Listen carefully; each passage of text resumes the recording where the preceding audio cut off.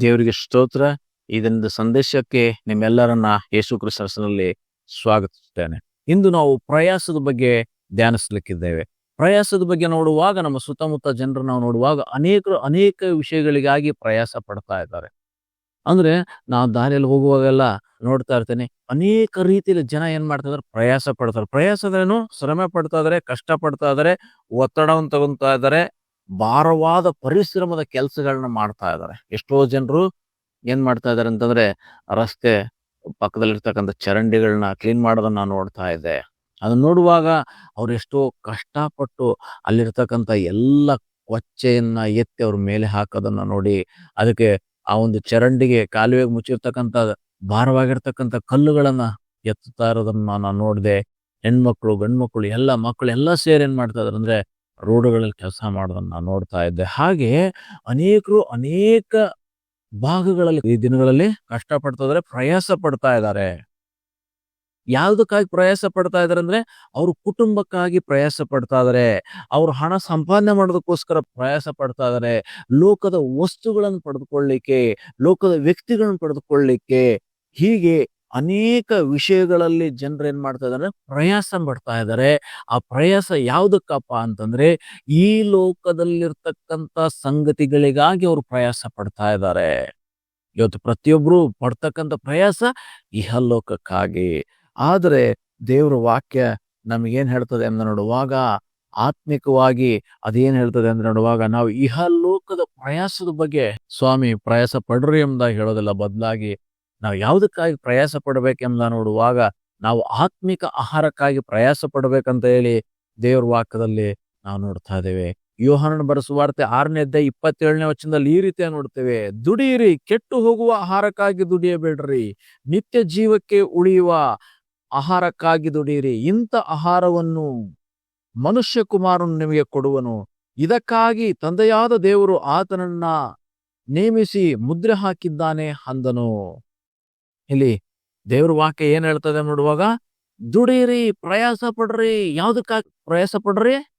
ನಿತ್ಯ ಜೀವಕ್ಕಾಗಿ ಪ್ರಯಾಸ ಪಡ್ರಿ, ನಿತ್ಯ ಜೀವಕ್ಕೆ ಉಳಿತಕ್ಕಂಥವುಗಳಿಗಾಗಿ ಪ್ರಯಾಸ ಪಡ್ರಿ ಎಂಬುದಾಗಿ ದೇವ್ರ ವಾಕ್ಯದಲ್ಲಿ ನಾವು ನೋಡ್ತಾ ಇದ್ದೇವೆ. ಅಂತಂದ್ರೆ ಇವತ್ತು ನಮಗೆ ನಿತ್ಯ ಜೀವನ ಕೊಡ್ತಕ್ಕಂಥ ಯಾವ ಸಂಪತ್ತು ಸಹ ಇಲ್ಲಿ ಈ ಲೋಕದಲ್ಲಿ ಇಲ್ಲ. ಆದ್ರೆ ಒಂದೇ ಒಂದು ಸಂಪತ್ತಿದೆ ಲೋಕದಲ್ಲಿ ನಿತ್ಯ ಜೀವ ಕೊಡ್ತಕ್ಕಂಥ. ಆ ಒಂದು ಸಂಪತ್ತು ಅದೇ ದೇವರ ವಾಕ್ಯ.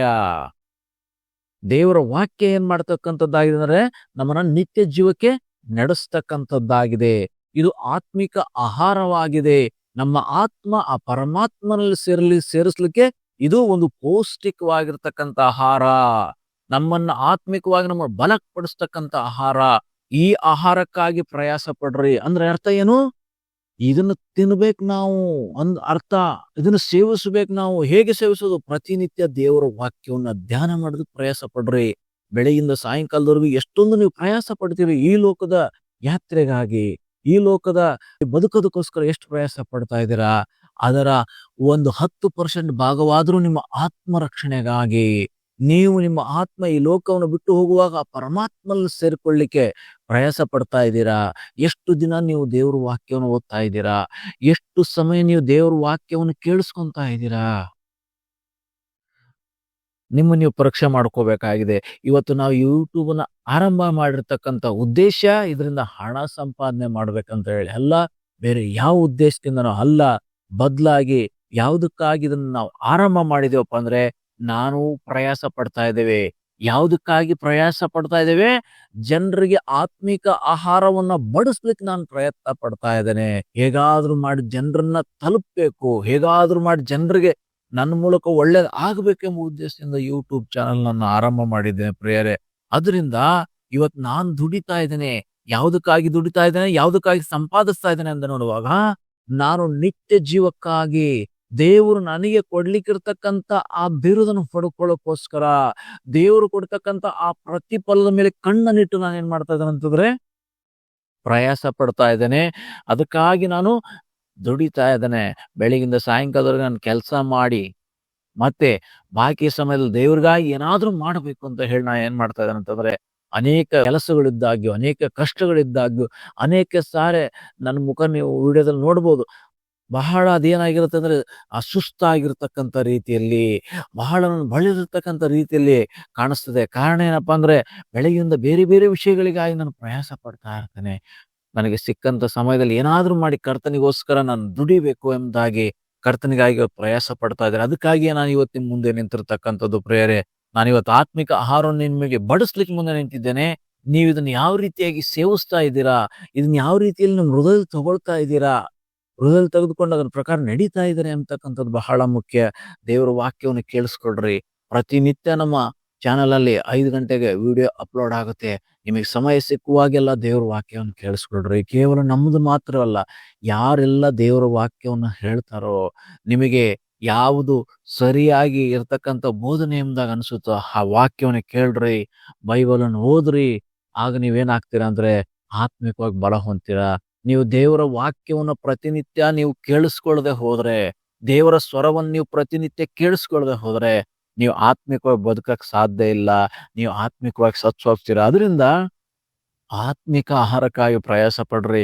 ದೇವರ ವಾಕ್ಯವನ್ನು ಹೇಳಲು, ಕೇಳಲು, ಅದನ್ನ ಧ್ಯಾನಿಸಲು ನೀವೇನ್ ಮಾಡ್ಬೇಕಾಗಿದೆ ಅಂದ್ರೆ ಪ್ರಯಾಸ ಪಡಬೇಕು. ಆದ್ರೆ ಇದಕ್ ಬಿಟ್ಟು ನಾವೇನ್ ಮಾಡ್ತೇವೆ, ಈ ಲೋಕಕ್ಕೆ ಸಂಬಂಧಪಟ್ಟಂತ ಆಹಾರಕ್ಕಾಗಿ ಹೆಚ್ಚಿಗೆ ಪ್ರಯಾಸ ಪಡ್ತೇವೆ. ಆತ್ಮಿಕ ಆಹಾರಕ್ಕಾಗಿ ನಾವು ಪ್ರಯಾಸ ಪಡಲ್ಲ. ಅದರಿಂದ ದೇವ ಜನರಾಗಿರ್ತಕ್ಕಂಥ ನೀವು, ಯೇಸುವಿನ ವಾಕ್ಯವನ್ನು ಕೇಳಿಸಿಕೊಳ್ತಕ್ಕಂಥ ನೀವು ಆತ್ಮರಕ್ಷಣೆಗಾಗಿ ಬೇಕಾಗಿರ್ತಕ್ಕಂಥ ಅಮೃತವಾದ ದೇವರ ವಾಕ್ಯವನ್ನ ನೀವು ಕೇಳಿಸ್ಕೋಬೇಕು, ಓದ್ಬೇಕು. ಇದಕ್ಕಾಗಿ ನೀವು ಪ್ರಯಾಸ ಪಡಬೇಕು, ನಿಮ್ಮ ಸಮಯ ಕೊಡಬೇಕು ಎಂಬತಕ್ಕಂಥದ್ದು ಕರ್ತನ ಮಾತಾಗಿದೆ. ಎರಡನೇದಾಗಿ ನೋಡುವಾಗ ಯಾವುದಕ್ಕಾಗಿ ನಾವು ಪ್ರಯಾಸ ಪಡಬೇಕೆಂಬ ನೋಡುವಾಗ ಮತ್ತಾಯನ ಬರೆಸುವಾರ್ತೆ 6ನೇ ಅಧ್ಯಾಯ 33ನೇ ವಚನ ಈ ರೀತಿ ಹೇಳ್ತಾ ಇದೆ.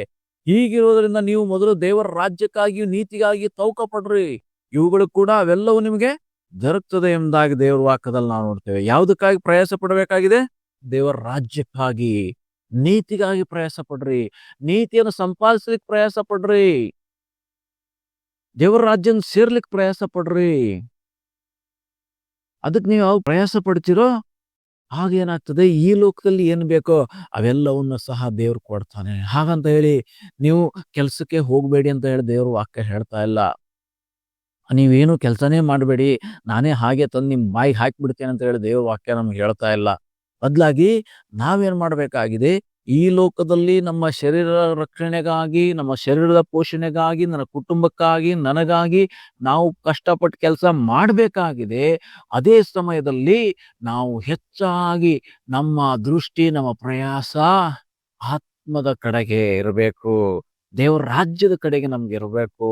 ಯಾವಾಗಲೂ ನಾವೇನ್ ಮಾಡ್ಬೇಕಾಗಿದೆ, ನಾವೇನೇ ಕೆಲಸ ಕಾರ್ಯ ಮಾಡಿದ್ರು, ಏನೇ ಮಾಡಿದ್ರು ಅವೆಲ್ಲವುಗಳಲ್ಲಿ ದೇವರ ರಾಜ್ಯವನ್ನ ಸೇರ್ಲಿಕ್ಕೆ ಅನುಕೂಲಕರವಾಗುವಂತೆ ನಾವು ಎಲ್ಲಾ ಕಾರ್ಯಗಳಲ್ಲಿ ನೀತಿವಂತರಾಗಿ ನಡ್ಕೊಳ್ಳೋದ್ರ ಮೂಲಕವಾಗಿ ದೇವ್ರನ್ನ ಮಹಿಮೆ ಮಾಡೋದಕ್ಕೋಸ್ಕರ ನಾವು ಪ್ರಯಾಸ ಪಡಬೇಕು. ದೇವ್ರ ಅವಕಾಶಗಳು ಕೊಟ್ಟಾಗ ಅನ್ಯಾಯಗಳನ್ನ ಮಾಡ್ತಕ್ಕಂಥದ್ದು, ಪಾಪಗಳನ್ನ ಮಾಡ್ತಕ್ಕಂಥದ್ದು ಮಾಡದೆ ನಾವೇನ್ ಮಾಡ್ಬೇಕಾಗಿದೆ ಅಂದ್ರೆ ನಮ್ಮ ಕೆಲಸ ಕಾರ್ಯಗಳಲ್ಲಿ ಎಲ್ಲದರಲ್ಲಿ ನೀತಿಯನ್ನ ಸಂಪಾದಿಸ್ಲಿಕ್ಕೆ, ನೀತಿವಂತರಾಗಿ ಬದುಕಲಿಕ್ಕೆ ನಾವು ಪ್ರಯಾಸ ಪಡಬೇಕೆಂಬುದಾಗಿ ದೇವ್ರ ವಾಕ್ಯದಲ್ಲಿ ನಮಗೆ ತಿಳಿಸ್ತಕ್ಕಂಥದ್ದಾಗಿದೆ. ಮುಂದರ್ಶ ನಾವು ನೋಡ್ತೇವೆ, ತೀತನಿಗೆ ಬರೆದ ಪತ್ರಿಕೆಯಲ್ಲಿ 3ನೇ ಅಧ್ಯಾಯ 8ನೇ ವಚನದಲ್ಲಿ ಈ ರೀತಿಯಾಗಿ ಹೇಳ್ತಾ ಇದೆ, ಒಳ್ಳೆ ಕಾರ್ಯಗಳಿಗಾಗಿ ಪ್ರಯಾಸ ಪಡ್ರಿ. ವಾಕ್ಯ ಹೇಳ್ತಾ ಇದೆ, ಒಳ್ಳೆ ಕಾರ್ಯಗಳಿಗಾಗಿ ನಾವು ಪ್ರಯಾಸ ಪಡಬೇಕಂದ್ರೆ ದೇವರಲ್ಲಿ ನಂಬಿಕೆ ಇಟ್ಟಿರುವವರು ಸತ್ಕ್ರಿಯೆಗಳನ್ನ ಮಾಡುವುದರಲ್ಲಿ ಜಾಗರೂಕರಾಗಿರುವಂತೆ ನೀನು ಈ ಎಲ್ಲಾ ಮಾತುಗಳನ್ನ ದೃಢವಾಗಿ ಹೇಳಬೇಕೆಂದು ಅಪೇಕ್ಷಿಸುತ್ತೇನೆ ಎಂಬುದಾಗಿ ಪೌಲನು ತೀತನಿಗೆ ಹೇಳ್ತಾ ಇರೋದನ್ನ ನಾವು ನೋಡ್ತಾ ಇದ್ದೇವೆ. ವಾಕ್ಯದಲ್ಲಿ ಏನ್ ನೋಡ್ತಾ ಇದ್ದೇವೆ, ಪೌಲನು ತೀತನಿಗೆ ಹೇಳ್ತಾನೆ, ನೀನ್ ಜನರಿಗೆ ಹೇಳ್ಬೇಕೇನಂತ ಹೇಳಿ, ಸತ್ಕ್ರಿಯೆಗಳನ್ನ ಮಾಡ್ಲಿಕ್ಕೆ ಅವ್ರಿಗೆ ಬೋಧನೆ ಮಾಡು, ಅದರಲ್ಲಿ ಅವ್ರು ಜಾಗರೂಕತೆಯಿಂದಿರಕ್ಕೆ ಎಚ್ಚರಿಸೋರ್ನೆ, ಅದ್ರಲ್ಲಿ ದುಡುವಾಗಿರೋ ಕೇಳೋರ್ಗೆ ಎಂಬುದಾಗಿ ತೀತನಿಗೆ ಪೌಲನು ಪತ್ರಿಕೆ ಬರೆಯೋದ್ರ ಮೂಲಕವಾಗಿ ಆತನ ಸಲಹೆ ಕೊಡೋದನ್ನ ನಾವು ನೋಡ್ತೇವೆ. ಏನ್ ಹೇಳ್ತಾ ಇದ್ದಿಲ್ಲ ದೇವ್ರ ವಾಕ್ಯದಲ್ಲಿ, ನಾವು ಸತ್ಕ್ರಿಯೆಗಳನ್ನ ಮಾಡೋದ್ರಲ್ಲಿ ಏನ್ ಮಾಡ್ಬೇಕಾಗಿದೆ, ಪ್ರಯಾಸ ಪಡಬೇಕು. ಇನ್ನೊಬ್ಬರಿಗೆ ಸತ್ಕ್ರಿಯೆ ಅಂತಂದ್ರೆ ಸತ್ಕಾರ್ಯ ಮಾಡೋದು. ನಮ್ಮ ಮನೆಗೆ ಯಾರಾದ್ರೂ ಬಂದ್ರೆ ನಾವೇನ್ ಮಾಡ್ಬೇಕು, ಸತ್ಕಾರ್ಯ ಮಾಡ್ಬೇಕು, ಅವ್ರಿಗೆ ಆಹಾರ ಕೊಡ್ಬೇಕು, ನೀರು ಕೊಡ್ಬೇಕು, ಅವ್ರಿಗೆ ಬೇಕಾಗಿರೋ ಎಲ್ಲವನ್ನು ಒದಗಿಸ್ಕೊಡ್ಬೇಕು. ಹಾಗೆ ಒದಗಿಸ್ಕೊಡ್ಬೇಕಂದ್ರೆ ಸುಮ್ಮನೆ ಕಾಲ್ ಮೇಲೆ ಕಾಲ್ ಹಾಕೊಂಡು ಕುಂತ್ಕೊಂಡ್ರೆ ಆಗಲ್ಲ. ಅದಕ್ಕೆ ಪ್ರಯಾಸ ಪಡಬೇಕು, ಅಡುಗೆ ಮಾಡಬೇಕು, ಬಡಿಸ್ಬೇಕು, ತಿಂದ ಮೇಲೆ ಪಾತ್ರೆಗಳನ್ನು ತೊಳಿಬೇಕು, ಎಲ್ಲ ಇರುತ್ತೆ. ಹಾಗೆಯೇ ನಾವೇನ್ ಮಾಡಬೇಕಾಗಿದೆ, ಇತರರಿಗೆ, ಜನರಿಗೆ ಸತ್ಕಾರ್ಯ ಮಾಡೋದ್ರಲ್ಲಿ ಏನ್ ಮಾಡಬೇಕಾಗಿದೆ, ಪ್ರಯಾಸ ಪಡಬೇಕು. ಇತರಿಗೆ ಒಳ್ಳೇದ್ ಮಾಡೋದಕ್ಕೋಸ್ಕರ ನಾವು ಕಷ್ಟ ಪಡಬೇಕು. ಯಾಕೆ? ದೇವ್ರು ಅದಕ್ಕೆ ಪ್ರತಿಫಲವನ್ನು ಕೊಡ್ತಾನೆ. ನಾವು ಪಡುವಂತ ಪ್ರಯಾಸಕ್ಕೆ ದೇವ್ರ ಪ್ರತಿಫಲ ಕೊಡ್ತಕ್ಕಂಥವನಾಗಿದ್ದಾನೆ. ಅದಕ್ಕೆ 1 ಕೊರಿಂಥ ಪತ್ರಿಕೆ 15ನೇ ಅಧ್ಯಾಯ 58ನೇ ವಚನದಲ್ಲಿ ಈ ರೀತಿಯಾಗಿ ನಾವು ನೋಡ್ತಾ ಇದ್ದೇವೆ. ಆದುದರಿಂದ ನನ್ನ ಪ್ರಿಯ ಸಹೋದರರೇ, ಸ್ಥಿರಚಿತ್ತರಾಗಿಯೂ ನಿಶ್ಚಲರಾಗಿಯೂ ಇರ್ರಿ. ನೀವು ಕರ್ತನ ಸೇವೆಯಲ್ಲಿ ಪಡುವ ಪ್ರಯಾಸವು ನಿಷ್ಫಲವಾಗುವುದಿಲ್ಲವೆಂದು ತಿಳಿದು ಕರ್ತನ ಕೆಲಸವನ್ನ ಯಾವಾಗಲೂ ಅತ್ಯಾಸಕ್ತಿಯಿಂದ ಮಾಡುವವರಾಗಿರಿ. ದೇವರ ವಾಕ್ಯದಲ್ಲಿ ಏನ್ ನೋಡ್ತಾ ಇದೀವಿ? ಪ್ರಿಯ ಸಹೋದರರೇ, ನೀವೇನ್ ಮಾಡಿ, ಕರ್ತನ ಕಾರ್ಯಗಳಲ್ಲಿ ಪ್ರಯಾಸ ಪಡ್ರಿ. ಹೆಂಗ್ ಪ್ರಯಾಸ ಪಡಬೇಕಾಗಿದೆ? ಬೇಸರಗೊಳ್ಳದೆ. ನಾವು ಬೇಸರಗೊಳ್ಳದೆ ಸ್ಥಿರ ಚಿತ್ತದಿಂದ, ಮನಸ್ಸನ್ನು ಎರಡು ಮಾಡ್ಕೊಳ್ಳದ ಹಾಗೆ ಒಂದೇ ಮನಸ್ಸಿನಿಂದ ನಾವೇನ್ ಮಾಡ್ಬೇಕಾಗಿದೆ ಅಂದ್ರೆ, ಒಂದೇ ಗುರಿಯಿಂದ ನಾವೇನ್ ಮಾಡ್ಬೇಕಂತಂದ್ರೆ ಪ್ರಯಾಸ ಪಡಬೇಕು. ಯಾವುದಕ್ಕಾಗಿ? ನಾನು ಪಡುವ ಪ್ರಯಾಸ ದೇವರಿಗಾಗಿ ಅಂತ ಹೇಳಿ ನೀವು ಯಾವುದನ್ನ ನೀವು ಮಾಡ್ತಿರೋ ಅದನ್ನ ದೇವರಿಗಾಗಿ ಮಾಡ್ತೇನೆ ಎಂಬ ನಂಬಿಕೆಯಿಂದ, ದೇವರು ನನಗೆ ಪ್ರತಿಫಲ ಕೊಡ್ತಾನೆ ಎಂಬ ನಂಬಿಕೆಯಿಂದ ನೀವು ಮಾಡುವಾಗ ಏನಾಗ್ತದೆ ಅಂದ್ರೆ, ನೀವು ಪ್ರತಿಫಲವನ್ನು ಹೊಂದ್ತೀರಾ. ಆದ್ರೆ ಅನೇಕರನ್ನು ನಾವು ನೋಡುವಾಗ ದೇವ್ರು ಪ್ರತಿಫಲ ಕೊಡ್ತಾನೆ. ನಾನು 20 ವರ್ಷ ಆಯ್ತು, 30 ವರ್ಷ ಆಯ್ತು, 40 ವರ್ಷ ಆಯ್ತು ದೇವರಲ್ಲಿ ಭಕ್ತಿಯಿಂದ ನಡ್ಕೊಂತಾ ಇದ್ದೇನೆ, ನಾನು ಸೇವೆ ಮಾಡ್ತಾ ಇದ್ದೇನೆ, ನನ್ನ ಪರಿಸ್ಥಿತಿ ಇನ್ನೂ ಬದಲೇ ಆಗ್ಲಿಲ್ಲ ಅಂತ ಹೇಳ್ತಕ್ಕಂಥವ್ರು ನಾವು ನೋಡ್ತಾ ಇದ್ವಿ. ನೀನ್ ಪಡುವಂತ ಪ್ರಯಾಸಕ್ಕೆ ಪ್ರತಿಫಲ ಈ ಲೋಕದಲ್ಲೇ ಕೊಟ್ಟು ಬಿಡ್ತೀನಿ ಅಂತ ಹೇಳಿ ಸ್ವಾಮಿ ಹೇಳಿಲ್ಲ. ನೀನ್ ಸೇವೆ ಮಾಡಿದಕ್ಕೆ ಇಲ್ಲೇ ನಿನ್ನ ಕೋಟ್ಯಾಪನ್ ಮಾಡಿಬಿಡ್ತೀನಿ ಅಂತ ಹೇಳಿಲ್ಲ. ನನಗಾಗ್ಲಿ, ಇತರರಿಗಾಗ್ಲಿ, ಪಾಸ್ಟರ್ಗಾಗ್ಲಿ, ವಿಶ್ವಾಸಗಳಿಗಾಗ್ಲಿ.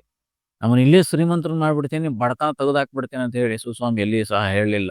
ನಿಮ್ ಪರಿಸ್ಥಿತಿ ಫುಲ್ ಈ ಲೋಕದಲ್ಲಿ ಬದಲಾಗ್ಬಿಡುತ್ತೆ, ನನ್ನ ಬಳಿಗೆ ಬನ್ರಿ ಅಂತ ಹೇಳಿ ಯೇಸು ಎಲ್ಲಿ ಹೇಳಿಲ್ಲ.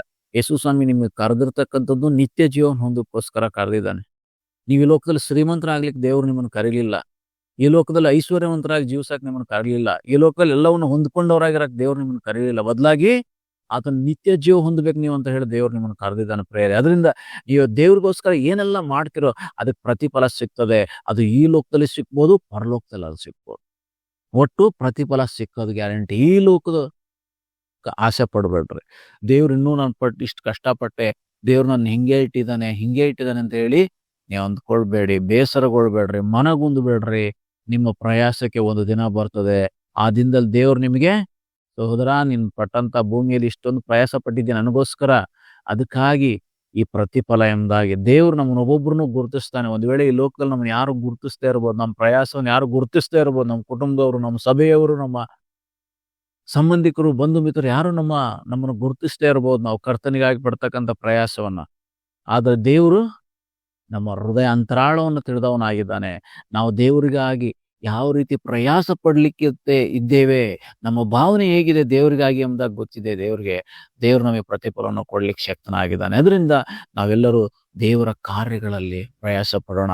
ದೇವರಿಗೆ ಮಹಿಮೆ ತರ್ತಕ್ಕಂಥ ಕಾರ್ಯಗಳಲ್ಲಿ ನಾವು ಪ್ರಯಾಸ ಪಡೋಣ. ಹೀಗೆ ಈ ದೇವರ ವಾಕ್ಯವನ್ನು ಹೇಳಲಿಕ್ಕೆ ದೇವರು ನಿಮ್ಮನ್ನು ಮುಂದೆ ನಿಲ್ಲಿಸಿದ್ದಾನೆ. ಇದು ಸುಮ್ಮನೆ ಅಲ್ಲ, ಇದಕ್ಕೂ ಸಹ ಅನೇಕ ಅಡ್ಡಿಗಳಿದೆ, ಅನೇಕ ತೊಂದರೆ ಇದೆ. ಎಲ್ಲವನ್ನು ಮೆಟ್ಟಿ ನಿಂತು ನಾವು ದೇವರ ವಾಕ್ಯನ ಸಾರ್ತಾ ಇದ್ದೇವೆ ಅಂತಂದ್ರೆ ಕಾರಣ, ಹೇಗಾದ್ರೂ ಮಾಡಿ ಆತನ ಮಾತನ್ನ, ಆತನ ಸ್ವರವನ್ನ ಜನರು ಕೇಳಿಸ್ಕೋಬೇಕು.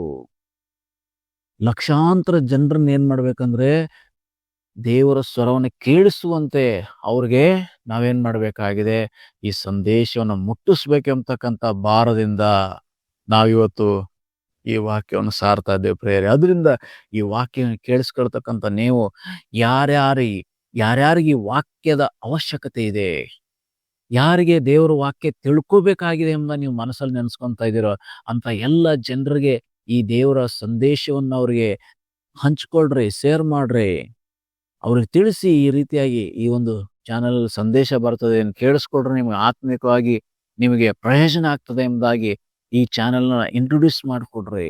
ಯಾದಕ್ಕಾಗಿ ಅಂತಂದ್ರೆ ಅವರ ಭಕ್ತಿ ವೃದ್ಧಿಗೋಸ್ಕರವಾಗಿ ನೀವೇನ್ ಮಾಡಿ ಅಂತಂದ್ರೆ ಸಹಾಯ ಮಾಡ್ರಿ.